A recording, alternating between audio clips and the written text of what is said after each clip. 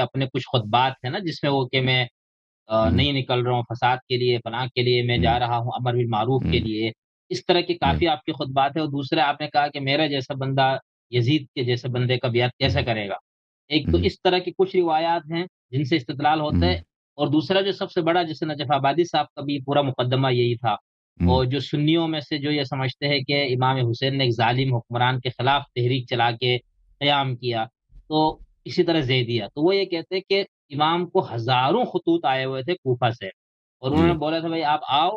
اب آئیں گے تو پھر ہم یزید کا تختہ الٹیں گے۔ تو وہ کہتے ہیں چونکہ جی،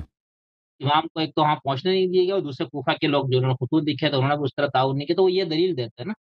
کہ یہ اتنے ہزاروں خطوط نہ آتے تو پھر امام جی ہاں، دیکھیں بات یہ ہے کہ عرض یہ ہے کہ وہ امام حسین علیہ الصلوۃ والسلام کے جہاں تک خطبوں کا تعلق ہے کہ وہ خطبوں میں یہی ہے کہ وہ شہادت کے لیے جا رہے ہیں، خطبوں میں یہی ہے شہادت کے لیے جا رہے ہیں،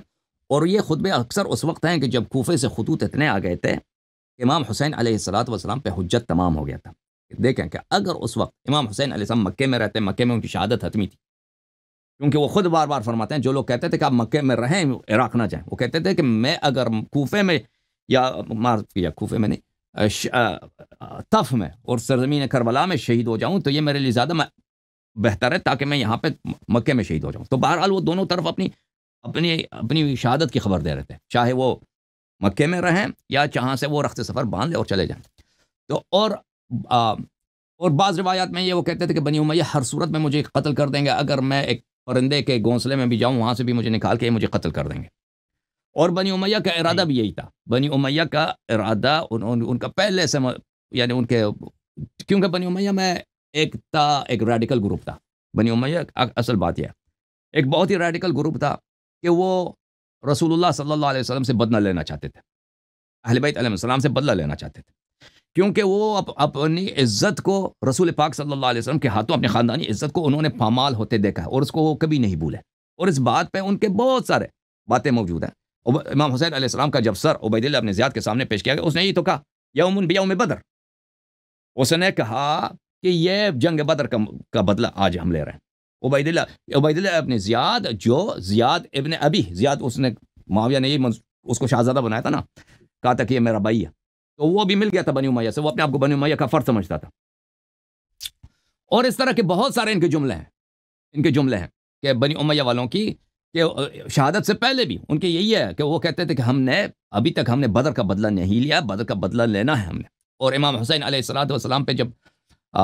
کی شہادت ہوئی ہے تو عبید اللہ نے یہی خط لکھا تھا عمر ابن سعد کو کہ جب ان کی شہادت ہو جائے تو ان کے بدن شریف پہ تم نے ضرور گھوڑے دوڑانے، ضرور تم نے ان کو پامالے سم کرنا ہے، پامالے گھوڑوں کے پیروں کے نیچے کرنا ہے۔ اس نے خط میں یہی لکھا تھا کہ مجھے پتہ ہے اس سے ان کے پہ کوئی اثر نہیں پڑے گا، موت کے بعد انسان کی جسم پہ آپ کچھ بھی کریں اس کو تکلیف نہیں ہوتی، لیکن میرے دل کو ٹھنڈک پہنچے گا۔ تو وہ لازم، اور پھر یہ بہت لمبی کہانی ہے کہ بنی امیہ نے کبھی بدر کو نہیں بولا تھا، اور بنی امیہ کے دل میں وہ امام زمانہ علیہ الصلوۃ والسلام کے بھی آپ وہ ہے دعائے ندبہ میں کہ احقادا بیضیۃ و خیبریۃ و حنینیہ، کہ ان کے دلوں میں حقد ہے بدر کے، بنی امیہ کے دل میں، اسی لیے معاویہ نے کبھی بیعت نہیں کی امیر المؤمنین علیہ السلام سے اور آخر تک لڑتا رہا۔ تو عرض یہ ہے کہ امام حسین علیہ الصلوۃ والسلام کو بخوبی پتہ ہے مدینے میں رہوں مجھے شہید کر دیں گے، مکہ میں گئے ہیں، مکہ بھی نہیں رہ سکتا، یہاں بھی شہید کیے جائیں، انہوں نے خود کہا تھا کہ میں جہاں بھی جاؤں مجھے شہید کر دیں گے، یہ لوگ کر دیں گے۔ تو یہاں پر ایک جگہ ہے کوفے والے، ٹھیک ہے نا، اس حالت میں کوفے والے کہہ رہے ہیں آپ آ جائیں، ہم آپ کے سپاہی ہیں، ہم آپ کی بات مانیں گے، ہم آپ کے لشکر ہیں۔ انہوں نے مسلم ابن عقیل کو بھیجا کہ مسلم ابن عقیل میرا بھائی ہے، میرا معتمد ہے، یہ چیک کرے گا، یہ مجھے رپورٹ دے گا کہ آپ کی کیا حالت ہے۔ مسلم آئے تو سب لوگوں نے اسے بیعت کیا، 18,000 پتہ نہیں کتنے کم دنوں میں لوگوں نے بیعت کی مسلم سے۔ مسلم نے بھی خط لکھا کہ اب آ جائیں، مسلم نے بھی ویریفائی کیا، مسلم نے بھی تصدیق کی کہ یہاں پہ حالات آپ مساعد ہیں، آپ تشریف لائیں۔ تو اب ان حالات میں دیکھیں کہ مکے میں وہ اپنی شہادت نہیں چاہتے کہ مکے میں شہید ہو جاؤں، ٹھیک ہے نا، مکے میں رہیں تو ان کی شہادت حتمی ہے، اور مکے کی حرمت کی بھی پامالی ہوگی، اور وہ نہیں چاہتے کہ مکے میں وہاں پہ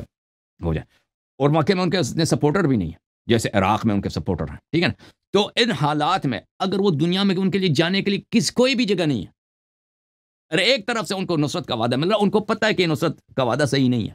ان کو پتہ ہے جیسے عام لوگوں کو پتہ تھا، جیسے عام لوگوں کو عبداللہ ابن عباس، عبداللہ ابن عمر، عبداللہ ابن مطیع، مسور ابن مخرمہ، یہ ان میں سے کچھ صحابہ ہیں، کچھ تابعین ہیں، انہوں نے خبردار کیا تھا امام حسین علیہ السلام کو، خطوط آ رہے ہیں آپ کو عراق والوں میں وفا نہیں ہے، آپ جائیں گے، یہی لوگ جنہوں نے آپ کے لیے خط لکھا ہے یہی آپ کو شہید کریں گے۔ اور مزے کی بات یہ ہے، مزے کی بات نہیں، یہ دلچسپ بات یہ ہے کہ قابل ملاحظہ بات یہ ہے کہ جن لوگوں نے خطوط لکھے ان میں اکثر کے نام موجود ہیں تبری وغیرہ میں۔ ہم نے عربی زبان میں ایک دفعہ 2-3 لیکچر دیے تھے اس موضوع پر کہ وہ اکثر بنی امیہ کے ہیں، بنی امیہ، اور بنی امیہ کے وفادار لوگ ہیں جنہوں نے خط لکھا تھا، طرفدار لوگ ہیں جنہوں نے خط لکھا تھا کہ آپ تشریف لائیں، یہاں پہ سب آلات مساعد ہیں۔ تو یہ دیکھیں کہ یہ کہ بنی امیہ کا بھی اس میں، کیونکہ لکھنے والے بھی، خطوط لکھنے والے میں بنی امیہ بھی شامل ہے، تو بنی امیہ تو کبھی وفادار نہیں تھے، محبت نہیں کرتے تھے اہل بیت علیہ السلام سے، تو وہ بھی اس بات کو ورغلانے کی ان کی فکر میں یہ تھی کہ ان کو یہاں پہ لائیں گے تو یہ راستے میں ان کو پکڑ کے ان کو شہید کر دیں گے۔ تو یہ بعید نہیں ہے کہ پہلے یہ ان کو بلانے میں بنی امیہ کا، اس میں یہ تو 100% ہے کہ بنی امیہ نے ان کو بلانے میں، کربلا بلانے میں ان کا ہاتھ ہے، ٹھیک ہے نا۔ کچھ لوگ واقعاً ان کے طرفدار ہیں، سیاسی طور پہ حمایت کرنا چاہتے ہیں، لیکن ان میں وفا نہیں ہے، اور کچھ لوگ دھوکے کے طور پہ ان کو بلانا چاہتے ہیں، غدر کے طور پہ، خیانت کے طور پر، جو بنی امیہ والے۔ تو لیکن امام حسین علیہ السلام کو بخوبی پتہ ہے کہ یہ سفر جو ہے، یہ سفر کا منزل بادشاہت نہیں ہے، خلافت نہیں ہے، اور فتح نہیں ہے، اس سفر کا آخری منزل شہادت ہے، ان کو بخوبی پتہ ہے۔ لیکن اگر وہ اس وقت نہیں مانتے، دیکھیں آپ اگر مکے میں ہوتے سنہ 61 ہجری میں، بلکہ سنہ 60 ہجری کے آخر ذی الحجہ میں، تو آپ دیکھتے ہیں کہ امام حسین علیہ السلام کے پاس کوئی راستہ نہیں، جہاں دنیا میں کہیں جانے کے لیے کوئی جگہ نہیں ہے، ٹھیک ہے نا۔ ہر دنیا میں سب طرف اس کے راستے بند ہیں۔ ایک طرف ہے کوفہ ہے، وہ بھی بظاہر وہ مدد کی دعوت دے رہے ہیں، حقیقت میں نہیں دے رہے۔ اگر کوفہ نہ جاتے ہیں، دیکھیں جب حجت تمام ہوتا ہے، دیکھیں امام کا فریضہ کیا ہے کہ اگر لوگ اس کی نصرت کریں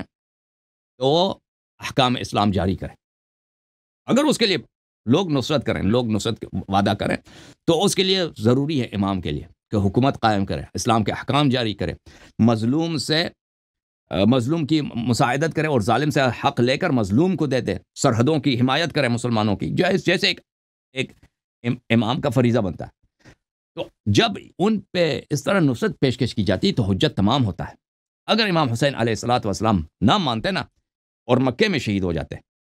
مکے میں بنی امیہ کے ہاتھوں شہید ہو جاتے، تو تاریخ کیا کہتی؟ تاریخ یہی کہتی کہ وہ بہت بڑی سیاسی غلطی کی انہوں نے سیاسی غلطی کی ہے۔ مکے، کوفے والے، عراق والے ہزاروں کے تعداد میں وہاں پہ ان کو خط لکھے ہیں، مسلم ابن عقیل نے ان سے بیعت لی ہزاروں کے تعداد میں، ٹھیک ہے نا، ہزاروں کی تعداد وہاں پہ اگر چلے جاتے، عراق پورا ان کے ہاتھ میں آ جاتا، پھر عراق کے لوگوں کے ساتھ وہاں سے اپنی حکومت بنا کر پیشروی کرتے شام کی طرف، تو عالم اسلام کی تاریخ بدل جاتی۔ یزید کا حکومت اور بنی امیہ کا حکومت کا تختہ پلٹا دیتے۔ تو یہ تاریخ میں ان پہ ایک اتمام حجت اور ایک بدنامی اور ایک عیب رہ جاتا، ٹھیک ہے نا، کہ لوگ بھی ان کو سب ملامت کرتے کہ بھئی ہم نے آپ کو وہ وعدہ دینے کی آفر کی تھی، آپ نہیں آئے، آپ کی اپنی غلطی ہے۔ مکے میں آپ کا کوئی وہاں پہ چاہنے والا نہیں ہے، مکے میں کے لوگ آپ کے دشمن ہیں، آپ وہاں پہ رہیں اور آپ کی وہاں پہ شہادت واقع ہوئی ہے، اور مکے کی بھی بے حرمتی ہوئی ہے۔ جیسے عبداللہ بن زبیر کے قتل کے وقت مکے میں لڑائی ہو گئی، کعبہ کو جلایا گیا، کعبے کو پہ منجنیق سے پتھرے مار، کعبے کو بلکہ سنسان کر دیا، خراب کر دیا، ٹھیک ہے نا۔ تو اس وقت اگر آپ دیکھیں امام حسین علیہ السلام کے پاس کہیں جانے کا راستہ نہیں، تو اگر امام حسین علیہ السلام طلب نصرت کر رہے ہیں تو اس وقت کر رہے ہیں کہ اب حجت ان پہ تمام ہو چکا ہے، ٹھیک ہے نا۔ کوفہ کی طرف جانے سے پہلے میں نے نہیں دیکھا کبھی انہوں نے طلب نصرت کی ہو یا حکومت بنانے کی بات کی ہو، اس طرح نہیں۔ جب مکے سے نکل رہے ہیں، کوفے کی طرف جا رہے ہیں، تو راستے میں اگر ان کو کوئی ملتا ہے تو اس کو کہتے ہیں آ جاؤ، میں ابن رسول اللہ ہوں اور تم میری نصرت کرو، آ جاؤ میرے ساتھ مل جاؤ۔ اور بتاتے بھی ہیں کہ یہاں پہ شہادت ہے، یہاں پہ فتح نہیں ہے، شہادت ہے، جو آئے گا میرے ساتھ وہ شہید ہو جائے گا، ٹھیک ہے نا۔ دوسرے لوگوں کو، بصرے والوں کو خط لکھتا ہے امام حسین علیہ السلام کہ میں عراق کی طرف جا رہا ہوں، آپ لوگ آ جائیں میری نصرت کے لیے۔ تو اس وقت انہوں نے نصرت کے لیے لوگوں کو طلب کیا تھا، اور پھر کربلا میں پہنچ کر حبیب ابن مظاہر وغیرہ کو، ساتھ والے جو قبائل ہیں، ان کو استمداد کے لیے بھیجا تھا امام حسین علیہ السلام نے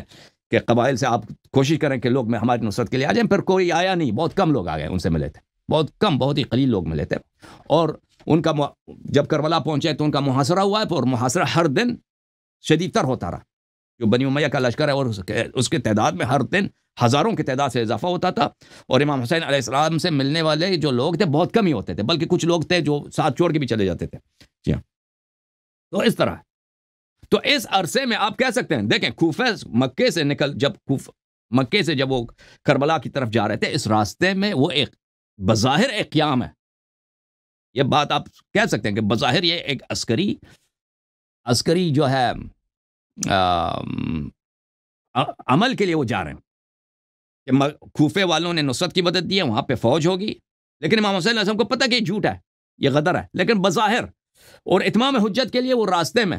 لوگوں سے طلب بھی کر رہے ہیں، نصرت کی طلب کر رہے ہیں، اور آخر تک وہ انہوں نے استمداد کی کہ نصرت کرو ہماری. لیکن نصرت ان کو کرنے والے بہت کم تھے. تو علامہ صاحب آپ یہ کہہ رہے کہ